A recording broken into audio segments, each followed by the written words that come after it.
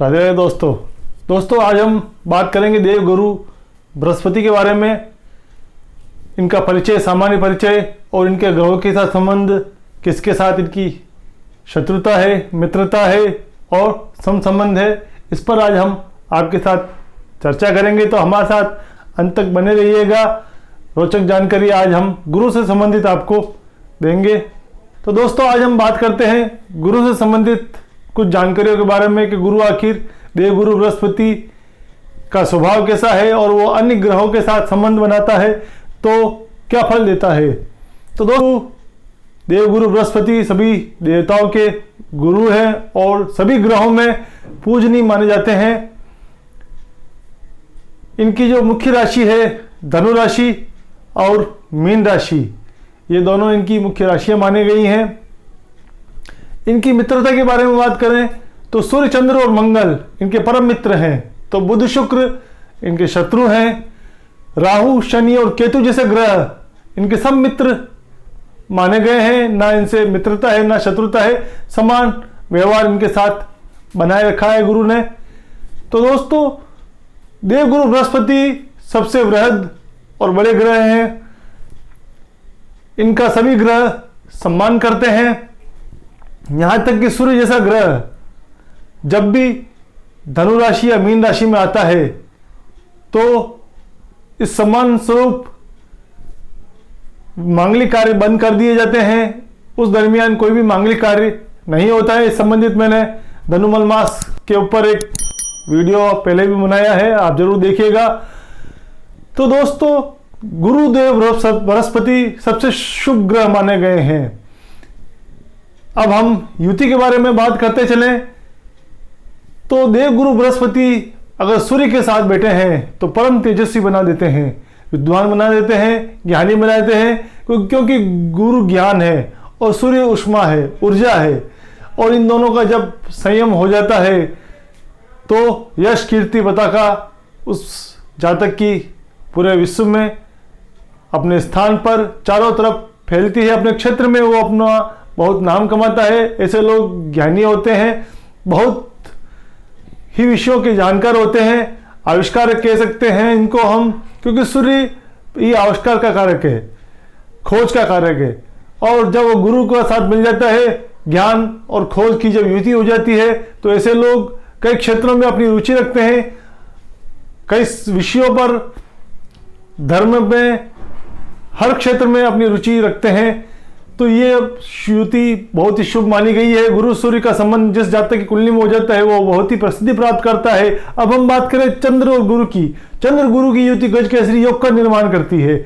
ये योग, ये युति जिस भाव में बैठ जाती है उस भाव को कई गुना फल बढ़ा देती है। राजा के समान जीवन ऐसे जातक का हो जाता है, गज के समान वो चलता है। चंद्र मन का कारक और गुरु देह का कारक, ज्ञान का कारक। और जब मन और ज्ञान एक साथ मिल जाते हैं तो आदमी अनेक गुणों में, अनेक योग्यताओं में, अनेक क्षमताओं से परिपूर्ण होता है और वो बहुत ही अधिक ज्ञान प्राप्त करता है, धन प्राप्त करता है।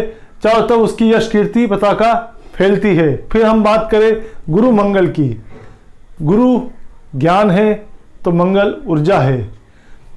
मंगल एक ऐसा ग्रह है जो छल कपट सभी में निपुण माना जाता है। कुशल नेतृत्व क्षमता मंगल में मानी गई है और गुरु भी यही काम करता है। गुरु में भी कुशल नेतृत्व की, प्रबंधन की क्षमता मानी गई है।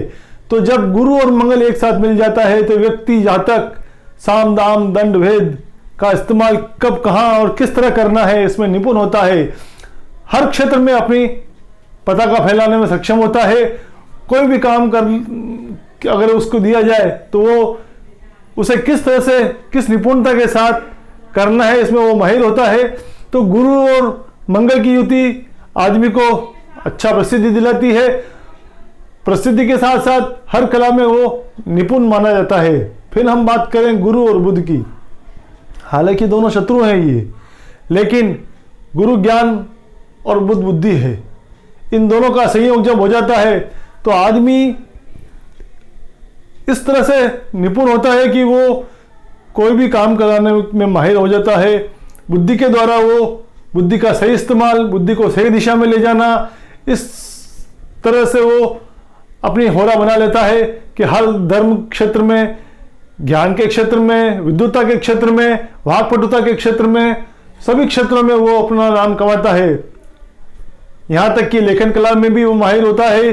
गद्य पद्य उसकी जबान पर, उसकी मस्तक की क्षमता बहुत जबरदस्त हो जाती है। उसकी याददाश्त बहुत अच्छी होती है। कोई भी बात वो एक बार देख लेता है तो कभी नहीं भूलता। इस तरह का निपुण व्यक्ति हो जाता है। तो गुरु बुध की युति विद्वता देती है, ज्ञान देती है। फिर हम बात करें गुरु शुक्र की युति। गुरु शुक्र कभी अनैतिक संबंध नहीं हो देता है, और अगर कहीं शुक्र अधिक कामुक है और वो युति अगर आगे गलत कार्यों की ओर ले जाता है तो गुरु उसको कवर अप कर देता है, ढक देता है। गुरु उसको कभी भी अनैतिक क्षेत्र की ओर तो जाने नहीं देगा, और जाएगा तो भी उसे कभी बदनाम नहीं होने देगा। तो गुरु शुक्र की युति शुभ मानी गई है। दोनों ब्राह्मण ग्रह हैं लेकिन दोनों शत्रु भी हैं, तो इस कारण स्वभाव दोनों का अलग है। एक काम वासना है तो एक ज्ञान है। तो और ये अगर दोनों साथ बैठ जाते हैं तो निपुणता ले आते हैं, ज्ञान में वृद्धि होती है, आकर्षण में वृद्धि होती है, तेजस्वी होते हैं ऐसे जातक। आकर्षण इतना जबरदस्त होता है कि भीड़ को खींचने की क्षमता उनमें जबरदस्त होती है। अब हम बात करें गुरु शनि के ऊपर।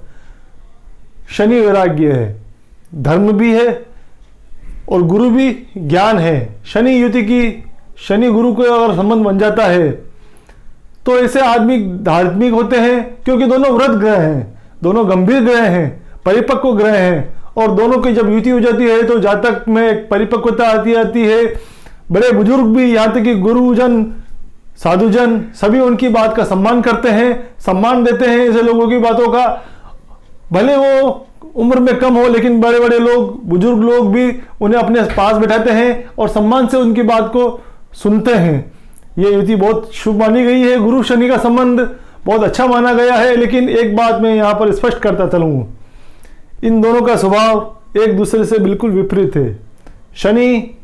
शनि जहाँ बैठ जाता है उस भाव के फल को बढ़ा देता है, उसमें शुभता दे देता है। लेकिन शनि जहाँ देखता है उस भाव को नष्ट कर देता है। 3, 7 और 10वीं दृष्टि से शनि देखता है, लेकिन वो जिस भाव को देखेगा उस भाव का नाश कर देगा। लेकिन इसके जस्ट विपरीत, बिल्कुल विपरीत, गुरु जहां बैठेगा उस भाव को नाश कर देगा, उस भाव का फल खत्म कर देगा।